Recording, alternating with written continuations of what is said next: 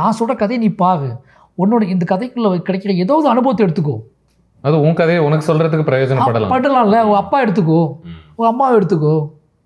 இன்னும் பைசனில் அப்பா இருக்காங்கன்னா அப்பாவை எடுத்துக்கோ. உங்கள் அப்பாவை இதே மாதிரி பண்ணியிருப்பார்ல, உன்னை விட்டு கொடுக்க மாட்டார்ல. அப்போ எதுக்காக ஒரு சின்ன விஷயத்துக்காக உனக்கு ஒவ்வாத விஷயம் நான் நினைக்கிறல. ஜாதி விஷயம் வந்து என் லைஃப்பில் நான் பண்ணதே கிடையாது நினைக்கிறல. அதனால் அந்த படத்தை நான் பார்க்க மாட்டேன் அப்படின்னு சொல்கிறது இல்லை. அதுதான் உண்மை சந்தேகமாக அதிகமாக்குது. இப்போ மாரிசெல்வராஜ் ஜாதி பற்றி பேசுகிறப்ப அதனால் அந்த படம் நான் பார்க்க மாட்டேன், எனக்கு அந்த ஜாதி விஷயம்னாலே பிடிக்காதுப்பா. ஜாதி விஷயம் பிடிக்காது அப்படின்னு சொல்லிட்டு எனக்கு அந்த ஜாதி பற்றி பேசினாலே அலர்ஜி, அது பிடிக்கவே பிடிக்காது. அதனால் நான் மாரிசெல்வராஜ் படத்தை அவாய்ட் பண்ணுன்னு சொல்லுவாங்க சில பேர். எனக்கு ரொம்ப ஆச்சரியமாக இருக்கும்.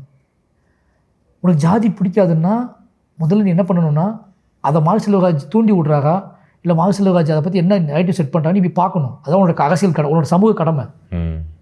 உன்னோட சமூக கடமை என்ன, உனக்கு ஜாதி பிடிக்காது அப்படின்னா நீ நிரூபிக்கணும். அதை போய் எப்படி நிரூபிக்கணும் அப்படின்னா, இந்த ஆள் சரியாக சொல்கிறான் தப்பாக சொல்கிறான். தப்பாக சொன்னால் நீ எழுது, நீ ஃபைட் பண்ணு. சரியாக சொன்னால் அங்கீகரி. நீ எதை பார்த்து பயப்படுறியோ, எது இந்த சமூகத்துக்கு அவசியம் மட்டும் நினைக்கிறியோ, அது பற்றியான உரையாடல் வரும்போது கலந்துக்க ட்ரை பண்ணு. இல்லை எனக்கு அதில் உடன்பாடே கிடையாது அப்படின்னு ஒதுங்கிறது கிடையாது. உடன்பாடு, வாழ்வியல் உடன்பாடு. நமக்கு நிறைய பேர் சேர்ந்து வாழ வந்துருக்கோம்.